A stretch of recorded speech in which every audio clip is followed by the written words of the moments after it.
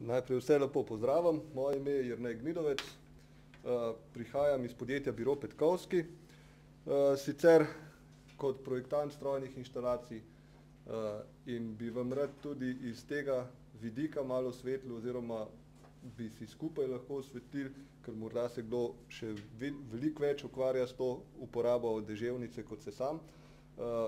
Uporabo deževnice, predpise, kaj nas omejuje, kako ta zadeva, kaj sploh delamo, kaj pridobivamo, kaj s tem pridobimo, izgubimo, koliko nas kaj stane in tako dalje.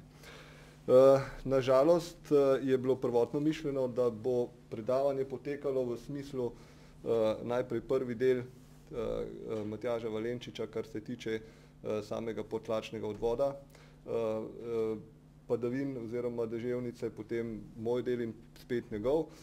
Zdaj na žalost se je malo obrnila zadeva, ampak jaz mislim, da funkcionalno, kar se tiče same teme in vsega to nič ne vpliva. Zdaj, kar se tiče sama deževnica, je zadeva, ki praktično jo vsi zelo dobro poznamo, jo večina mogoče od nas celo redno uporablja, eni zelo pogosto, pa vendar smo pri vsej tej zadevi včasih zelo površni, kar se tiče uporabe deževnice v samih objektih. Včasih to jemljemo zelo enostavno. Zdaj, dokler je vse to v sklopu neke stanovanjske hiše, enega stanovanjskega objekta, svojega vrta, okrog hiše, to niti ni tak problem. Ko se pa začnemo ukvarjati s tem kot recimo z nekim objektom, ki je javni objekt, kjer se lahko zbira več ljudi, pa postanejo določena vprašanja že včasih taka, da je treba poiskati kakšne odgovore, da je treba preveriti, ali določene stvari grejo, kaj nas od predpisov pri tem podpira, kateri predpisi nas omejujejo, kako je s čistostjo in tako dalje. Sama deževnica je dejansko pred eden osnovnih virov vode, uporabe vode. Zdaj pred izgradnjo vodovodnih sistemov, pred javnimi vodovodnimi sistemi je bil to eden od, v nekaterih delih, eden ključnih virov oskrbe z vodo. Seveda poleg površinskih voda, poleg talne vode je bila tista deževnica, ki se je zbirala, eden ključnih virov. Ponekod v nekaterih krajih, morda komu celo ni za verjeti, ampak tudi v Sloveniji so kraji, kjer ni javnega vodovoda, kjer je mogoče deževnica edini vir oskrbe s tisto vodo, z vodo, ne. Drugje pa smo večinoma v veliki večini slovenskih mest ali pa v celi Sloveniji skoraj že razvajeni glede kvalitete vode, glede količine vode in vsega. Tako da vsakič pomislimo malo drugače, kar se tiče te deževnice, ko se začnemo z njo ukvarjati, ko bi začeli radi nekaj z njo narediti, pa tako kot sem prej povedal, pri kakšnih bolj kompleksnih objektih se nam pojavljajo vprašanja, kaj sploh lahko s to deževnico naredimo, kako jo lahko uporabimo, na kakšen način bomo stvari izvedli, kateri predpisi nas omejujejo, kateri higienski predpisi morda nas omejujejo, kateri tehnični predpisi. V končni fazi, kaj bomo vse privarčevali s to uporabo deževnice, račun komunalnega podjetja pride vsak mesec, ne, ali s tem nekaj dobimo, ali pridobimo, ali izgubimo, pa seveda, a ima ta uporaba deževnice tudi kakšne slabosti, a ne. Na ta vprašanja bomo poskusili odgovoriti tukaj tekom teh nekaj diapozitivov pa debate vaših izkušenj in tako dalje. Dobra stara statistika je vedno tista, ki nam da neko oporo, nek začetek nekega razmišljanja, kaj, zakaj, koliko, kaj bo iz tega nastalo, ne. In tako tudi sem malo pobrskal po netu in sem našel podatke, da povprečni Slovenec porabi 57 kubičnih metrov vode na leto. Ne me držati tukaj zdaj za besedo, ta dva podatka, 117 litrov na dan in 57 kubikov vode na leto, ne pašeta skupaj. To sem na žalost malo prepozno ugotovil, ampak je posledica, bom rekel, nesosledja tudi v samih dokumentih. Dejanska številka ni 57 kubikov na leto, ampak 42 kubikov na leto in dejansko je res teh 117 litrov na dan porabi povprečno vsak Slovenec v vode. Zakaj? Vsak ve, zakaj. Vsakodnevne dejavnosti, kopanje, pomivanje posode, umivanje, pitje, kuhanje so stvari, ki jih vsak dan delamo, porabljamo, vodo porabljamo. Seveda spiranje WC-ja, pranje perila, čiščenje, druga zadeva, drugi sklop, pa seveda tisti, ki imamo hiše, ki imamo vrtove, še kdaj poleti kaj zalijemo, a ne, pa avto je treba zmeraj malo ulepšati, da je malo lepši. In suma sumarum 117 litrov, veliko. Dejstvo je, da od te vode se lahko vprašamo, ali res potrebujemo pitno vodo za to, da vse te stvari počnemo. Prvi sklop ja, ne, kopanje, pomivanje posode, umivanje, pitje, kuhanje, seveda vedno raje uporabljamo pitno vodo, kot pa vodo, za katero ne moremo natančno povedati, ker ni kontrolirane kvalitete. Kar se pa tiče spiranja WC-jev, kar se tiče pranja avtomobila, zalivanja vrta, pa je lahko deževnica morda bistveno bolj uporabna, ali pa saj morda v nekem primeru cenejša, ali pa tudi ne. Zdaj, uporaba deževnice je seveda tako, ne, zelo različna od tistega zelo enostavnega zbiranja, recimo temu neka nagnjena površina, nek sod, vedro vode, s katerim zajemamo vodo in zalivamo potem vrtnine na vrtu, je tisti najbolj enostaven sistem. Potem pa seveda, ko nam je tega malo dovolj, ali pa če je vrt prevelik, imamo potopno črpalko, pa cev, pa s tisto cevjo potem zalijemo. Ko pa govorimo o uporabi vode v stanovanjskem objektu, je pa to eden od primerov, ki ga lahko uporabimo, ali pa recimo o katerem bomo danes recimo malo obširneje govorili. Celoten princip je pa zelo podoben, morda v določenih primerih enak in načeloma, praviloma enostaven. Za uporabo deževnice sistem, če ga tukaj pogledamo, a ne, to pomeni vsako zbiranje deževnice temelji na neki zbirni površini, ki jo običajno predstavlja neka streha, žlebu, odtoku, ki preko nekega filtra vodi vodo v rezervoar in potem seveda v tem zbiralniku vode zberemo deževnice, kolikor imamo velik rezervoar, kolikor je bilo denarja, da smo kupili ta rezervoar, kolikor je pač prostorskih možnosti za postavitev rezervoarja in jo seveda uporabljamo v tistem času, ko lahko je sušno obdobje, pa zalivamo vrt iz tega, lahko pač uporabljamo za WC-je, za pranje posode, čiščenje, tako kot smo rekli. Ta slika, mogoče se bomo pol še vrnili tudi nazaj, če bo potrebno. Jaz mislim, da večina si ta sistem že zelo dobro predstavlja v glavi.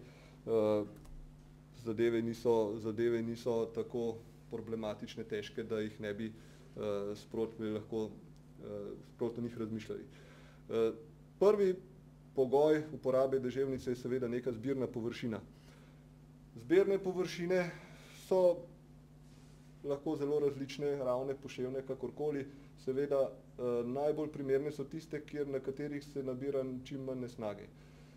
Dejstvo je, da vsaka površina, vsaka streha, vsaka ravna, nagnjena streha, kakršnakoli, je obremenjena s ptičjimi iztrebki, če tako rečemo, s prahom, ki se nabere iz okolice, morda z listjem sosednjega drevesa, s cvetnim prahom, smreke, ki je lahko ne vem kje daleč stran. Torej na vseh teh površinah se nabira neka nesnaga, ki jo daš ustrezno seveda spere. In potem pa sledi naslednji del. A ne? No, da se vrnemo nazaj. Nagnjena strešna površina seveda je najbolj primerna. Bolj, ko je gladka, boljša je. Na vsaki hrapovi površini se nabira več nesnage, več prahu. Ravno tako seveda pomeni neustrezen material, potem še poleg tistih grobih kritin, razne bitumenske kritine, razne azbestne, absolutno vsi poznamo, in pa seveda kovinske nezaščitene strehe, tudi niso primerne za razpiranje kovin, ki se potem nabirajo v sami deževnici. Okrog prispevnih površin je najbolj pomembno to, da vse to vpliva tudi na količino vode, ki jo mi zberemo. Če je streha zelena, intenzivno zelena, malo manj intenzivno zelena, to seveda vpliva na tisto količino vode, ki jo bomo mi na koncu zbrali. Obstajajo podatki, koliko lahko tudi od vsake take površine zberemo. Mogoče pa to v nadaljevanju, ko bomo govorili o dimenzioniranju in predstavitvi oziroma računanju teh sistemov. Tako kot sem prej že načel, deževnica iz streh po žlebovih prinese s sabo tudi vse nesnage, vse, kar je umazanije, prahu, listja, ptičjih iztrebkov, ostalih stvari s sabo, in predno mi vso to vodo zlijemo oziroma prelijemo v nek rezervoar, nek zbiralnik, ki ga mi uporabljamo za to, da bomo to vodo uporabljali naprej, je zelo priporočljivo oziroma kar nujno, da to deževnico nekako pripravimo.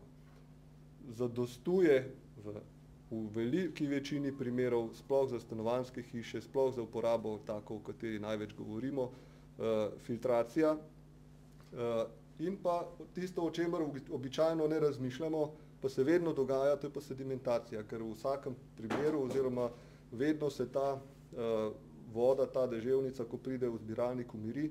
Zbiralnik ima velik volumen, če je izveden pravilno, potem ta voda s časoma tudi v primeru recimo dežja, ko doteka v sam rezervoar, se umirja in s tem se tudi vsi tisti delci, trdi delci, ki so težji od vode, seveda usedajo na dno teh rezervoarjev. To se pravi, sedimentacija je čist navaden, običajen postopek oziroma običajno dogajanje, ki se nam z uporabo deževnice vedno dogaja. S tema dvema postopkoma smo naredili večino vseh ukrepov, ki so za uporabo potrebni, za veliko večino načinov oziroma vrst uporabe, ki jih predvidevamo, je to popolnoma zadostuje. V nekaterih primerih je mogoče bolj po željah ali pa potrebah morda v nekaterih primerih tudi uporabnikov, pa se lahko nameščajo tudi dodatni filtri z aktivnim ogljem, dezinfekcija in tako dalje. Seveda pa to niso vsi postopki, ki jih lahko uporabljamo pri čiščenju vode. Tako kot pri vsakem čiščenju vode ali pa recimo drugih odpadnih voda ali česarkoli še, se uporabljajo tudi postopki, kot so flokulacija s filtracijo. Flotacija, to pomeni, da delce jih pripravimo, da splavajo, če tako rečem, biološki procesi, potem UV dezinfekcija lahko, membranski procesi, kot so reverzna osmoza in podobno. Ampak pri uporabi deževnice tega skoraj da nikjer ni, morda v kakšnih industrijskih procesih, če so potrebe take, vendar v našem področju, ki je z vodo sorazmerno bogato, se to praktično ne dogaja. Filtri. Seveda možnosti in pa, recimo temu, možnosti vgradnje, možnosti izvedb, možnosti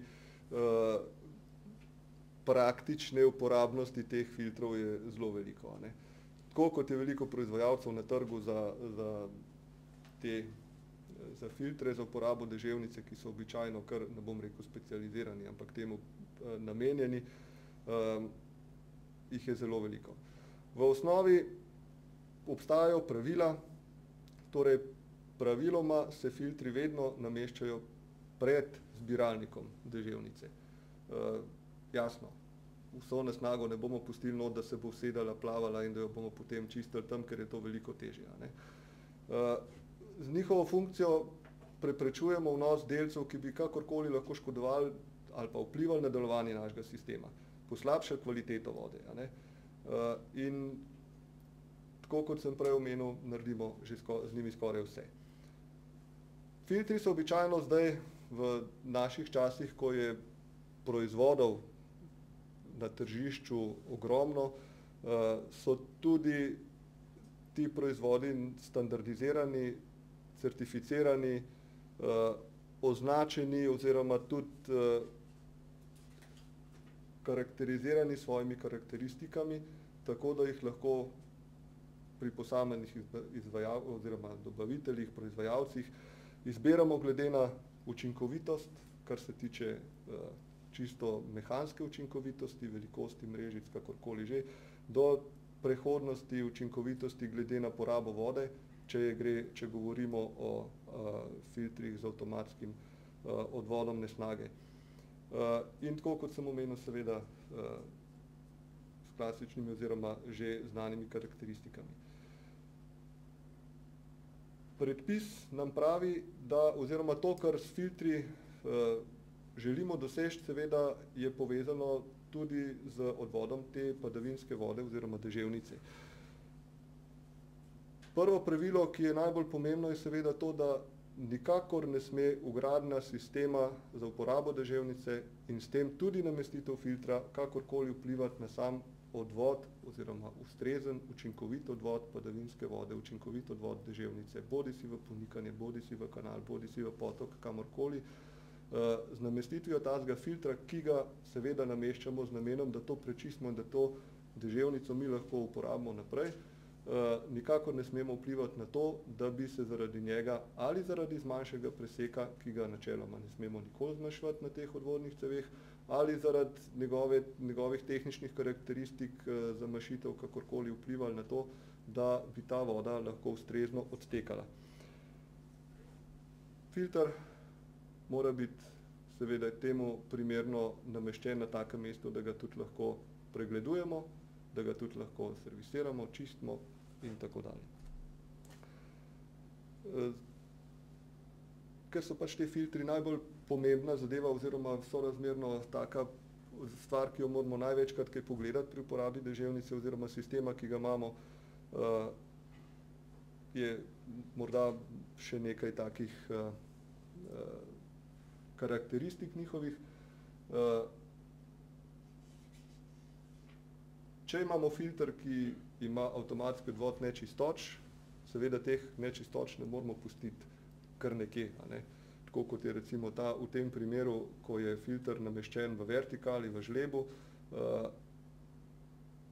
recimo, da moramo imeti neko posodo, kamor se to zbira, in pa seveda odtok iz te posode narejen normalno naprej, da je funkcija zadoščena tudi v normalnem primeru delovanja oziroma da se tisto ne preliva kar v okolico.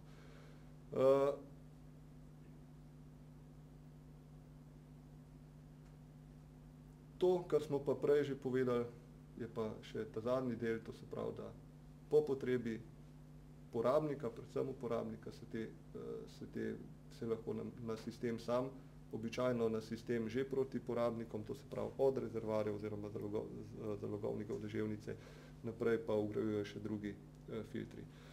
Tukaj je en primer tega filtra, pa še ne par takih, jaz verjamem, da je to večini že zelo dobro poznano, čisto enostaven filter s košaro, kjer vse, kar dobimo, ulovimo v košari, košaro pač praznemo, a ne. Spet neki samočistilni filter, kjer preko grobega in potem fine mrežice spodaj ločujemo to nesnago in pa to, kar sem prej omenil, filter, ki je namenjen že inštalaciji proti porabnikom, kjer lahko vodo dodatno filtriramo, damo zraven še UV dezinfekcijo, lahko je mogoče ena kartuša tudi oglenega filtra in tako dalje.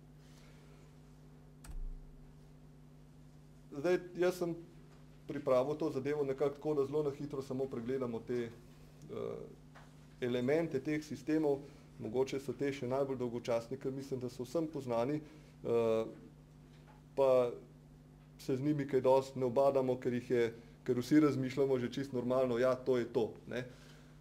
Zbiralniki deževnice, smo že prej povedali, imajo ta prvo nalogo to, da se voda tam zbere v vsej svoji kapaciteti, kolikor jo lahko pač shranimo, in pa tista najbolj pomembna, da se tam vse nečistoče, ki jih kljub uporabi filtrov dobimo v ta sistem, usedejo in da se ta voda normalno zbistri.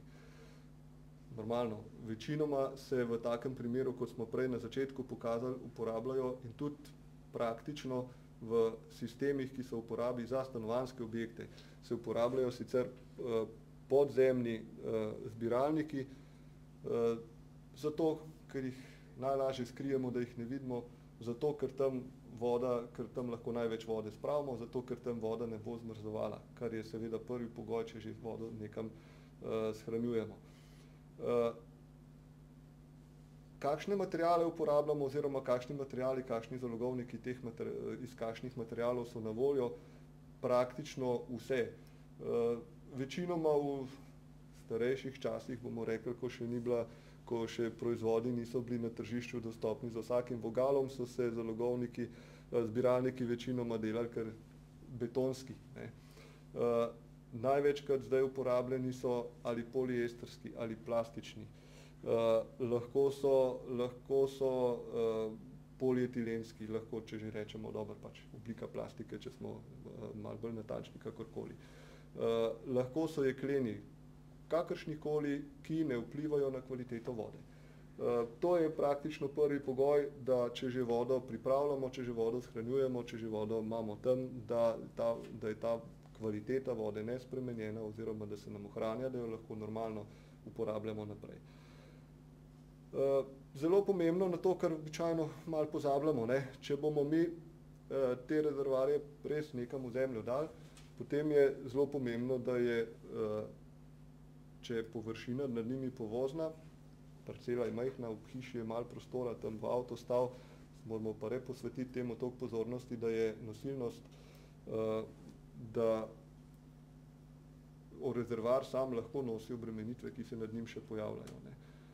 Oziroma po drugi strani, če smo nekje na barju, rezervoar nam lahko splava, v primeru ne bo poln, tam se bo voda nabrala, moramo rezervoar obtežiti, zato da se ne bojo pojavile kakšne nerodnosti in ne bomo imeli kar naenkrat rezervoarja pred hišo nadzemno namesto podzemno.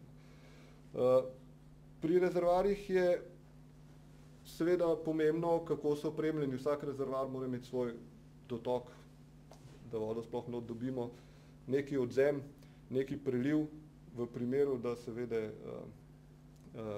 je dežja obilo, voda mora nekam odtekati naprej, odduh, da lahko ta voda normalno se, recimo temu, polni, da se rezervoar lahko normalno polni, prazni, in seveda neke revizijske odprtine. Revizijske odprtine so tiste, ki so seveda odvisne od velikosti samega rezervoarja. Določene so s predpisom, njihova velikost je določena glede na volumen rezervoarja, kakšna naj bo odprtina za to, da ali vstopamo v rezervoar ali lahko izvajamo čiščenje tega rezervoarja, ki je seveda občasno zaradi sedimentov, ki se nabirajo spodaj, zaradi ostalih mogoče zadev potrebno.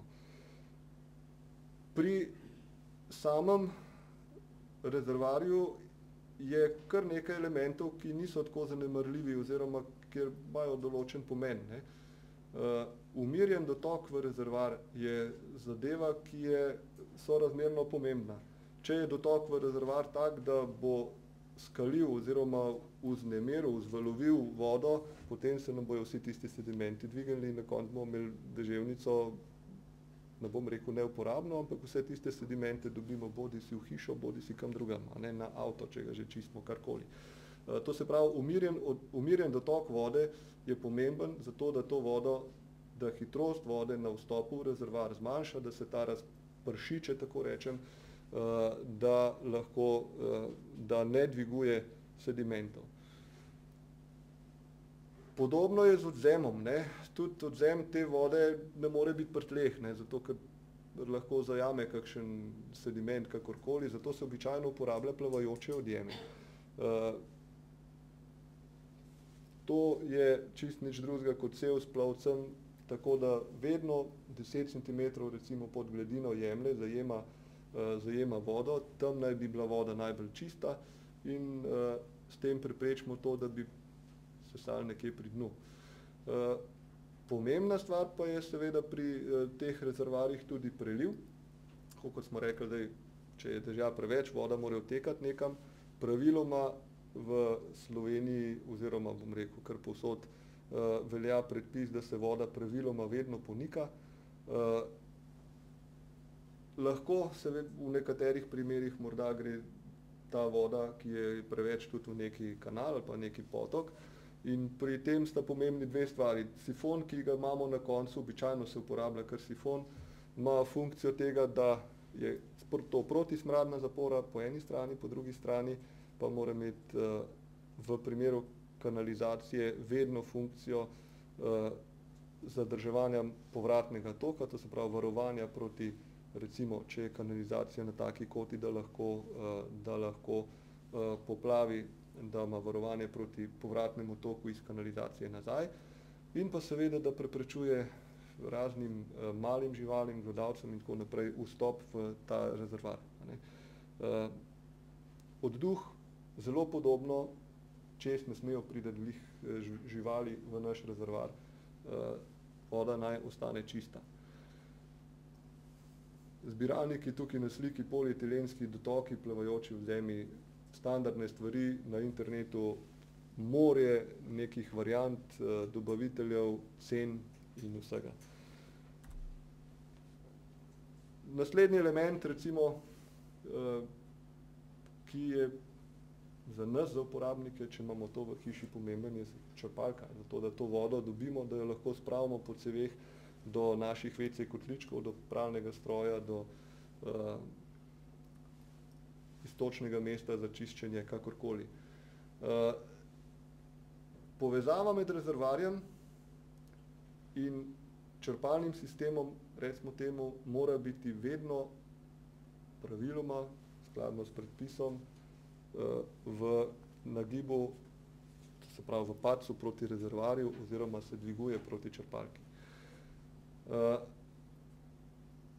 Črpalka in njena velikost mora biti dimenzionirana na samo porabo, glede na velikost objekta, glede na višino objekta, glede na upore v ceveh, glede na tlak, ki ga potrebujemo na iztočnih mestih in tako dalje. Stvar recimo projekta oziroma stvar nekih izkustvenih vrednosti, kakorkoli že, za enostanovanjske objekte večinoma zadostuje neka samostojna črpalka, ena črpalka, v več stanovanjskih objektih kvečjemu tandem, to se pravi dve črpalki in tako dalje.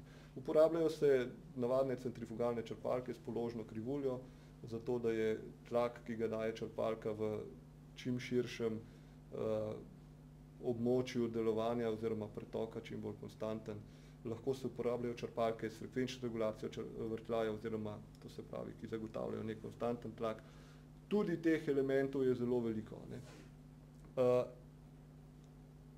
Običajno črpalke seveda postavljamo v objektu, zato da so dostopne, da jih lahko nadzorujemo.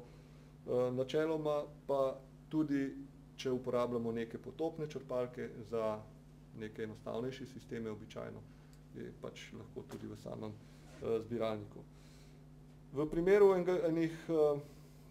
primeru stanovanjskega objekta, ki ima rezervoar, pa ki ima nek dotok, pa filter, pa je v nekem takem stilu, kot je bila tista ena prvih slik oziroma prva slika, vsekakor rabi nek krmilni sistem. Načeloma ti sistemi kar naenkrat niso več tako enostavni, da zadeva deluje samo odpreš pipo, ampak je za njim nek sistem, ki vzdržuje, to se pravi, ki krmili črpalko, vklope, izklope črpalk, ki nadzoruje nivo deževnice, ker v rezervoarjih običajno imamo tudi neke sonde za merjenje nivoja vode v rezervoarju, če ne drugega, zato da uporabimo lahko potem sistem dopolnjevanja.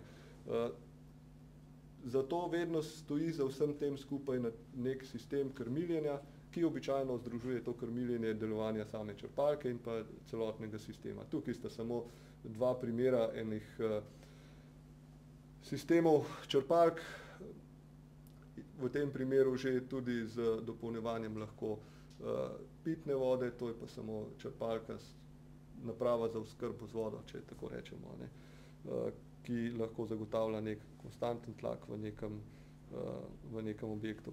Zdaj jaz se ne bi spuščal zdaj v samo sesalne črpalke, normalno sesalne črpalke in tako dalje. Vsaka črpalka je omejena glede na višino sesanja, ki ga lahko ima, zato je temu treba posvetiti pozornost pri samih pozicioniranjih rezervoarja, pri pozicioniranju črpalke in sistema naprej. Če pogledamo, torej prišli smo do črpalke, še malo pa bomo na iztočnih mestih, ampak vmes nam bo zmanjkalo vode, deževnice v sušnem obdobju, ker naenkrat bo nivo v zalogovniku v rezervoarju padel, in ker želimo nemoteno prati perilo, torej moramo imeti tudi neki nadomesten sistem. Tukaj se dogaja največ napak, kar se tiče samega projektiranja uporabe deževnice oziroma deževnice v stanovanjskih objektih. Namreč preklop oziroma neposredne povezave med sanitarno vodo in deževnico so prepovedane in so v nasprotju s predpisom. Namreč v primeru padca tlaka v sistemu, v vodovodnem sistemu se nam lahko zgodi, da če je ta stik neposreden, da pride voda iz našega rezervoarja v cevi pitne vode. Ker deževnica ni kontrolirana, ker kvaliteta deževnice, bom rekel, ni kontrolirana, ker jo ne moremo vzdrževati v nekem stanju, ki bi bilo primerno za, recimo temu, pitje, kakorkoli, mogoče se bomo k temu vrnili malo kasneje, je skladno s SIS-TN 1717 vsaka fiksna povezava inštalacij prepovedana. To pomeni, vsak sistem za nadomestno napajanje s pitno vodo mora imeti prekinjen tok vode tipa AA ali tipa BB, to zdaj direktno vzeto iz standarda, in šele potem se izvrši preklop na sistem deževnice. Standard nam govori o tem, da mora biti razdalja med iztočnim mestom, med gladino vode minimalno 15 cm oziroma minimalno 2 cm v najvišji možni točki preliva, ki obstaja, in stik je tako praktično preprečen, da bi ta voda oziroma voda iz nekega rezervoarja prišla sem gor in iz tega nazaj. To se pravi, to ne gre. To je način, ki onemogoča vstop vode, katere kvaliteta ni kontrolirana, nazaj v sistem pitne vode. V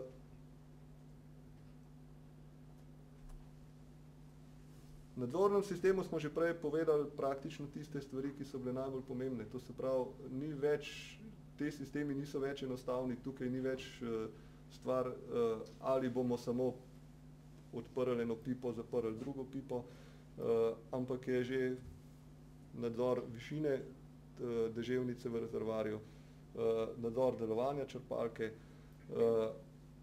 javljanje napak in tako dalje, tudi meritve porabe, če o tem govorimo, ne. Tako da te sistemi so običajno že vkomponirani, recimo v sistemu s črpalko. No, zdaj pa druga zadeva, ki je spet stališča uporabe zelo pomembna in se ji posveča zelo malo pozornosti. Mogoče je tukaj tisti del, kateremu se največkrat ognemo, ne. Zdaj v primeru samograditeljstva pač sami nekaj naredimo in izvedemo tako, kot je nam osebno najbolj všeč. Morda kdo pokliče izvajalca, ki pride in nekaj izvede, ampak ve samo, da funkcionalno bo, ne. ali je ta zadeva skladna z zahtevami predpisov, ki od nas zahtevajo neko spoštovanje nekih pravil, ki zahtevajo upoštevanje določenih pogojev oziroma recimo rečemo temu tehničnih zahtev, to pa ni mogoče v tistem trenutku nobenega ne zanima. Ne? Tako kot sem prej povedal, problematično z vidika uporabe deževnice je stik med inštalacijo pitne vode in in deževnice, in inštalacijo deževnice. Načeloma velja in mislim, da se bo tudi v Sloveniji ta zadeva začela zelo kmalu odvijati tudi v to smer. Načeloma velja, da če je v objektu inštaliran sistem deževnice v smislu, kot ga imamo, o katerem govorimo danes, to se pravi z rezervoarjem, črpalko, inštalacijo v hiši, potem naj bi na vstopu pri vodomeru ali na vstopu inštalacije v objekt bila vedno tablica, ki bi opozarjala, da je v objektu nameščen sistem uporabe deževnice in da so prepovedane kakršnekoli povezave med pitno vodo in deževnico. V čem je tukaj problem? Problem je, ker v prvem tednu, prvem letu, prvih 2 letih vsi vemo, kje kaj poteka. Potem pa lahko pride do zamenjav. Čez 10 let pride mojster, ki bi rad nekaj prevezal, pa še neko pipo nekam dal, lahko se zmoti. Zato velja pogoj, da so načeloma vse inštalacije deževnice v objektu, to se pravi tiste, ki niso vodene podzemno zunaj, barvno ločene od inštalacije pitne vode. Če uporabljamo za inštalacijo pitne vode cevi ene barve, naj se uporabljajo za deževnico cevi druge barve. Skladno tudi predpis ostaja za te zadeve. A ne? Zato poleg tega naj bi bile tiste inštalacije, ki so vodene vidno, tudi posebej označene, da gre za inštalacijo vode, ki ni pitna. In pa označena mora biti vsa odjemna mesta, znaki, da voda tam na tistem mestu ni pitna. Vedno pa lahko seveda pride tudi do določenih spozab, če tako rečemo. Ne? Nekdo pozabi, da je, ali pa recimo otroci lahko zamešajo. Pipa na vrtu je priključena na sistem deževnice. Nerodno bi bilo, morda v določenem primeru ne bo nič narobe, če bo otrok popil nekaj malega tiste deževnice. Ne? Lahko pa je ta deževnica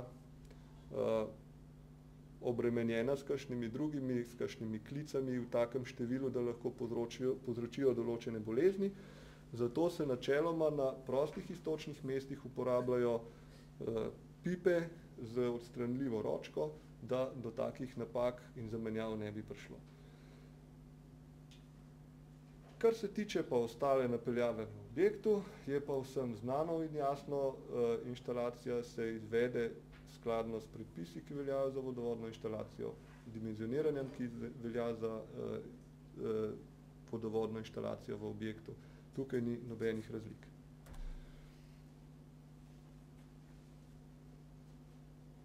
Nič strašnega ni pri dimenzioniranju samih sistemov in pa upoštevanju tega, koliko mi dobimo od določene prispevne površine, zbiralne površine deževnice. Tako kot sem na začetku povedal, odvisno je seveda od tega, kakšno streho imamo. Načeloma, če pogledate, obstaja koeficient donosa te deževnice, to se pravi tistega, kar mi lahko izkoristimo iz padlega dežja, ki je odvisen, tako kot smo rekli, od vseh značilnosti in zanimivo je to, da ta koeficient znaša za nagnjene trde, to se pravi gladke strehe 0,8, to se pravi načeloma že samo streh upoštevamo 80% padlega dežja, ki ga lahko dobimo v sam zbiralnik. Ne bom poudarjal, da je treba pri računanju količine vode upoštevati horizontalno površino, ne površino nagnjene strehe, a ne, ker podatke o padavinah imamo vedno na horizontalno površino. Zanimiv podatek je pa recimo pri tem le ta, da je zelena streha intenzivna ali pa recimo malo manj intenzivna, nam daje samo še 30 ali pa 50% tistega, kar pade na tisto površino. A ne. Možna je uporaba deževnice, noben problem, samo vedeti je treba, da ne dobimo vse količine, ki pade na streho, oziroma da ne moramo za vso to količino računati, zaradi absorpcije materiala, to se pravi vsak, tudi strešnik nekaj vode načeloma na začetku absorbira,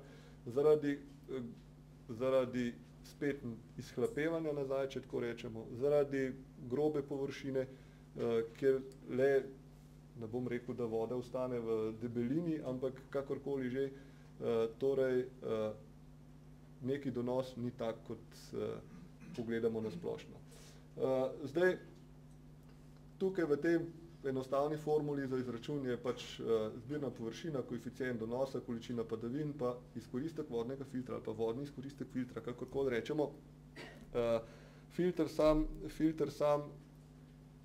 načeloma, če gre za filter, ki ima avtomatski odvod nečistoč, vedno nekaj vode porabi za to, da odplakne tisto nesnago stran, in to moramo tudi upoštevati pri tem, kar imamo tukaj. Zdaj, upoštevati je treba količino padavin, ali moramo tudi gledati na to, koliko padavin naenkrat pade, ne. Včasih so določena področja, kjer pade naenkrat zelo veliko padavin, pa po daljše obdobje nič. Pa na koncu koncev, če želimo določiti volumen nekega rezervoarja, moramo tudi približno vedeti, kakšne potrebe po vodi imamo. Tukajle, to je vezano sicer na tiste prejšnje podatke, da vemo, koliko padavin pade. Tole je za Ljubljano, na žalost se tukaj zelo slabo vidi. Ljubljana leži v območju, kjer je dobrih 1400 mm letnih padavin, ali pa tukaj razporeditev dejansko po mestih, kako se te padavine sledijo, a ne. To se pravi, kar se tiče območij, ki so vzhodno od Ljubljane, morda uporaba deževnice še toliko bolj priporočljiva zaradi daljših sušnih obdobij. Tisti podatek na začetku, ko smo govorili o tem, koliko vode porabi povprečen Slovenec, ne, tistih 117 litrov na dan, je posledica nekega realnega stanja, ne. Ampak realno stanje pa probamo odslikavati v nekih podatkih, s katerimi lahko računamo. Pri uporabi WC-ja je tukaj računano, da posameznik 24 litrov vode spravi v WC na dan. Malo drugače je za poslovne pa šolske dejavnosti, ker dejansko nekaj se porabi doma, nekaj se porabi v šolah, a ne, ali pa recimo v poslovnih prostorih. Pranje perila, čiščenje, to so podatki, ki so izbrani iz standarda, in načeloma recimo držijo tudi za nas. S to opombo, da pri teh številkah so že upoštevani varčni splahovalniki, to se pravi splahovalniki z dvojno tipko, 6 litrov porabe pri spiranju in tako dalje, a ne. Zalivanje vrta, to je pa zelo tak, bom rekel, podatek, ki ga ne more noben držati, ne. Nekdo bo zelo veliko zalival svojo zelenjavo, nekdo zelo malo, tako da pustimo to številko, ampak nekje bo mogoče veliko večja, nekje pa tako, ne, približno enaka. Iz vseh teh potreb, ki jih mi lahko zračunamo, glede na število oseb v gospodinjstvu, glede na dejavnost, kar se bo tam delalo, glede na, bomo rekli, še malo pri letni porabi dodatka za vrt, za pranje avtomobila, zračunamo nek celotni volumen neke porabe vode, ki bi jo mi lahko uporabili, kjer bi lahko uporabili deževnico, a ne.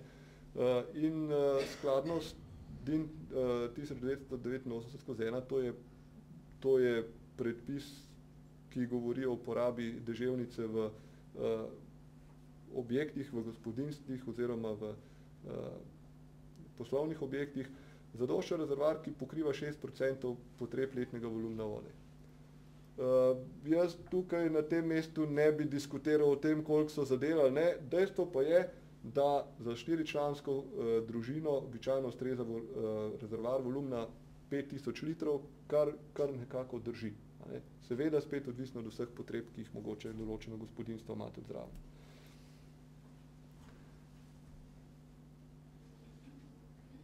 Pomembna zadeva pri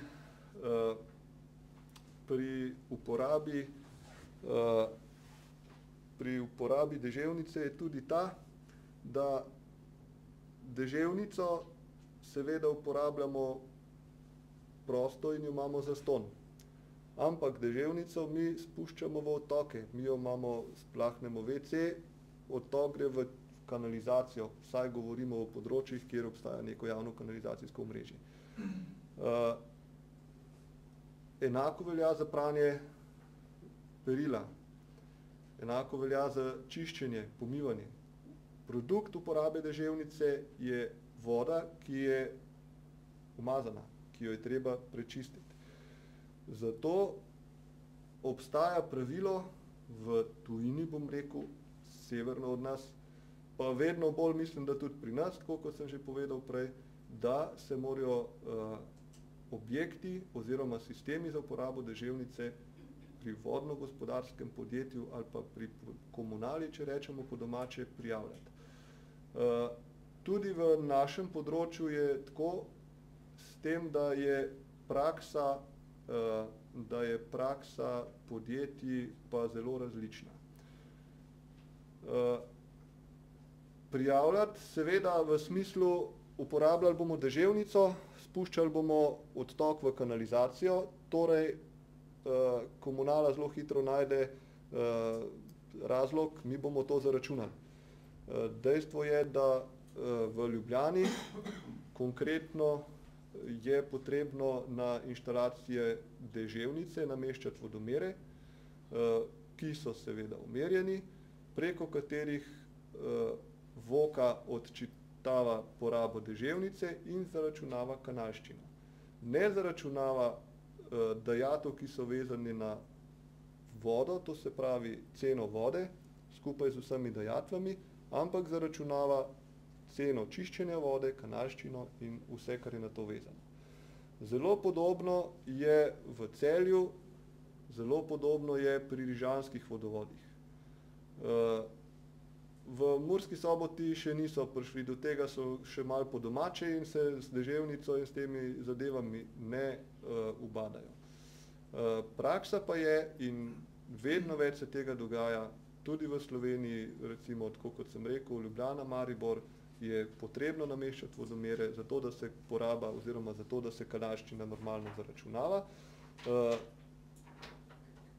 In seveda tukaj je treba potem, posledica tega je tudi dodatni strošek, ker vzdrževanje vodomera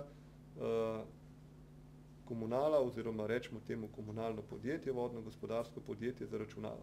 Konkretno mislim, da za Celje zaračunavajo za uporabo vodomera, mislim, da 12 evrov, a ne, na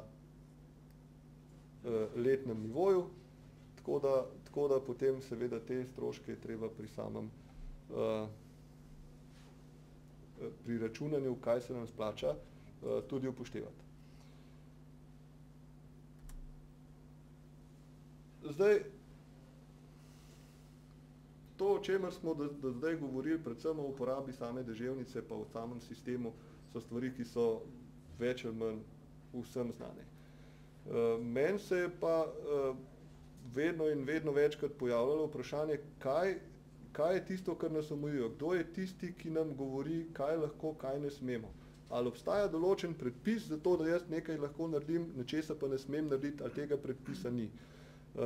In dejstvo je, da seveda deževnica taka, kot je po svoji naravi, zaradi nečistoč, zaradi vseh prašnih delcev, vsega, vsebuje bolezenske klice, vsebuje določene mogoče kovine v primeru nekih kovinskih žlebov, praktično oziroma njena kvaliteta ni kontrolirana. Ali lahko to vodo uporabljamo za vse? Predpisa nikjer v Evropi ni.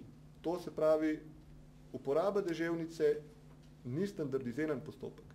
Za deževnico se odloči vsak sam.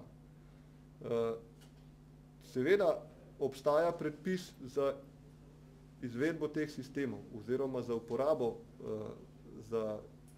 uporabo oziroma sisteme in omejitve, ki veljajo pri prevezovanju, tako kot smo rekli, povezovanju s sistemi pitne vode. V našem okolju običajno, ko naših predpisov ni, pobrskamo okrog in pridemo do DIN-a in rečemo, imamo DIN 1989/1, ki je namenjen samo sistemom za uporabo deževnice. Ja, ampak predpis ne govori o sanitarnih pogojih. Predpis govori samo o tehničnih pogojih, da se tak sistem lahko izvede. Pri pogojev ali pa nekih mejnih vrednosti, ki bi pa govorili o uporabi deževnice, pa ni. To pomeni, deževnico mi lahko uporabljamo po svojem lastnem, recimo temu, prepričanju, po svojih izkušnjah, po svojem znanju. Roko na srce, dokler smo živeli v področju ali pa recimo, ko ni bilo javnega vodovoda, pa nismo imeli zabite šterne ali pa živeli smo v področju, kjer talne vode itak ni, smo zbirali deževnico, imeli smo štirno po domače, zajemali smo vodo z vedrom, lahko smo dali not tudi črpalko, kakorkoli. Uporabljali deževnico za kuhanje, za pomivanje, za pranje, za vse, s čimer pač v življenju vodo uporabljamo, pa nihče ni kaj dosti pomislil na probleme, ki lahko s tem pridejo. Zdaj pa z našo komoditeto, ki je posledica tega, da imamo na voljo inštalacijo pitne vode, ki je pripeljana do hiše, kjer pitna voda sama po sebi ni velik strošek, kjer jo lahko uporabljamo praktično neomejeno, razen v tistem delu leta, ko je huda suša, pa so omejitve, a ne. Kar naenkrat je deževnica tista, ki nismo se jo navadili več oziroma nismo jo več navajeni njene uporabe. In tako se tudi pojavljata dve plati te zgodbe, a ne. Tako kot eni govorijo o tem, da deževnica je vendar vsakodnevna, jo lahko uporabljamo, njena uporaba ni problematična, se pojavljajo drugi, ki pravijo, ja, seveda, njena kvaliteta ni kontrolirana, torej, ko bomo zalivali vrt s pršenjem sredi poletja, se bojo otroci igrali na travniku zraven, lahko seveda te klice preko aerosolov v zraku pridejo tudi v dihala, lahko se širijo bolezni. Pri splakovanju WC-ja je bore malo možnosti, da bi aerosoli, ki pri tem nastanejo, prišli v naša dihala, pa da bi zaradi tega kdo zbolel. Ko pa govorimo o vrtu, o pranju avtomobila, o zalivanju in takih stvari, pa seveda take možnosti okužb nastanejo. Drugo pa so tisti problemi, ki sem jih prej tudi omenil, to se pravi možnost zamenjave s pitno vodo, ali pa recimo pri pranju perila, če še to omenimo, pri nizkotemperaturnem pranju perila klice ostanejo na perilu. So seveda tudi raziskave, ki govorijo o tem, da ko perilo sušimo na zraku, tiste klice odmrejo, ne, ampak neka verjetnost ali pa neki določen procent, neki delež teh klic vedno na tem lahko ostane. Ker torej predpisa, ki bi omejeval uporabo deževnice v take namene ni, je na vsakem posamezniku, da se odloči, ali to uporablja ali ne. Vedno zdaj uporaba deževnice, ja, tako kot smo zdaj nakazali, poleg vseh tistih stvari, ja, ne, kako in kaj, nastane vedno, lahko te argumente postavljamo vedno na neko tehtnico in jih tehtamo, kaj je za nas najbolj primerno. Na koncu koncev bomo ugotovili, da je to spet odvisno vsakega posameznika. Določeni poudarjajo neke prednosti, določeni poudarjajo neke slabosti. Če te stvari primerjamo v nekaj točkah, bomo prišli do naslednjega, ne. V smislu prednosti nadomestitve uporabe pitne vode z deževnico, ja, je. Če kdo reče, da z uporabo deževnice varčuje, pa bomo rekli temu ne. Uporaba deževnice ne pomeni nikakršnega varčevanja z vodo. Uporaba deževnice pomeni samo uporabo nadomestitev pitne vode z vodo, ki je lahko manjše kvalitete, z deževnico. Varčevanje pomeni zamenjava tesnil, preprečevanje puščanja, spreminjanje navad uporabnikov vode in tako dalje. Kupovanje strojev, ki imajo manjšo porabo vode, pralnih strojev, kakorkoli že. To je varčevanje. Uporaba deževnice v osnovi ni varčevanje. Seveda pomeni pa, da zmanjšanje porabe pitne vode. Druga trditev, da je mehka voda idealna za rastline, da pomeni boljši učinek pranja, preprečuje nabiranje vodnega kamna, urinskega kamna v WC-ju, kakorkoli. Ja, res je, mehka voda je prijazna, mehka voda je za tako uporabo bistveno boljša. Po drugi strani pa nekateri strokovnjaki trdijo, da so lahko odtoki v take vode malenkost kislega pH-ja in zato lahko povzročajo težave v čistilnih napravah. Bom rekel, meni ne povsem poznana zadeva, zato ne bi o tem prav veliko diskutiral, ker mislim, da je še zmeraj drugih stvari, ki so bazičnega pH-ja zelo veliko, ampak tako trditev sem našel in jo predstavljam, mogoče tudi vam v razmislek, pa mogoče kakšno diskusijo naprej. Z uporabo deževnice varčujem. Ja in ne. Uporaba deževnice ni tako cenena zadeva, kot morda bi na prvi pogled lahko bila. V smislu neke potopne črpalke, nekega vedra ali pa soda, v katero to črpalko vržemo noter, zato da zalijemo vrt. Ja, ko pa govorimo o sistemu, kjer imamo mi rezervoar 5 kubikov vode, nivojsko sondo, plavajoči odjem, črpalno postajo, neko regulacijo in vse naprej, tam pa cena ni več tako nizka. In če recimo take stroške pogledamo in ugotovimo, da stane za neko enostanovanjsko hišo lahko tak sistem 3500 evrov, pa mislim, da ta cena ni ravno zelo visoka, ne, da bi z neko, mi smo vedno nagnjeni h kompliciranju, mi bi bili vedno najboljši, ne, in bolj, ko želimo sistem narediti bolj kompleksen, višja je tudi cena in 3500 evrov pomeni ogromno vode.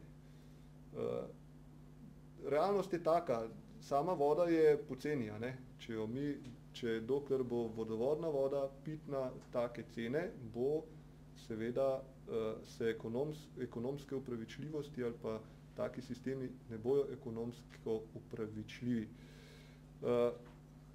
Ampak to je seveda vedno samo en vidik, a ne. Zniževanje stroškov za pralni prašek, čistila, absolutno. Kdor je kadarkoli se umival z mehko vodo, tuširal z mehko vodo, bo zelo dobro vedel, da če bo dal tok šampona recimo na roke, kot ga da doma, recimo, kjer nima mehke vode, če govorimo o nekih tudi lokacijskih razlikah, bo ugotovil, da pri uporabi mehke vode zadostuje že bistveno manjša količina čistila, šampona pri tuširanju. Kaj šele pri pranju posode, pri pomivanju perila in tako dalje. In znižanje stroškov pri čistilih, pralnih praških in tako naprej pomeni seveda določen prihranek. Po drugi strani pa v primeru sistema, kakršnega smo na začetku pokazali, imamo črpalke, imamo porabo elektrike in tako dalje, ne v celoti, sigurno ne, ampak določen del se tam tega denarja tudi izgubi. Zmanjšanje obremenitev okolja zaradi manjše porabe čistil, absolutno, tukaj ni nobene debate. Zadrževanje deževnice in s tem zmanjševanje obremenitev kanalizacije. Ja, dokler smo priključeni na mešane kanalizacijske sisteme, ampak tako zadevo lahko pozabimo, te stvari se ne delajo več tako, stanje tehnike je popolnoma drugačno in predpisov, ki zahtevajo ponikanje. Neprekinjena lastna zaloga vode je pa zelo problematična zadeva. Večinoma v sušnih poletnih mesecih, če želimo jesti zelo obilno solato, potem se zna zgodi, da nam bo te vode zmanjkalo v rezervoarju, torej glih neprekinjena zaloga vode ne bo. Podobno se nam lahko zgodi tudi v kakšnem mrzlem zimskem času, kjer bi bilo daljše obdobje brez padavin v tekoči obliki, a ne. Tako da do določene mere ja, ne pa v celoti, a ne. V področjih z malo padavinami slabo in slabo oskrbo ali brez oskrbe s pitno vodo edina dolgoročna rešitev. Ja, konkretno Suha krajina, Dolenjska so še zmeraj področja, kjer pitne vode iz vodovoda ni, ker se redno in povsod uporablja samo deževnica. Zmanjševanje porabe klora za dezinfekcijo vode, to lahko v Sloveniji praktično pozabite. Vodo v Sloveniji smo veliki privilegiranci glede uporabe vode in voda je res samo izjemoma klorirana.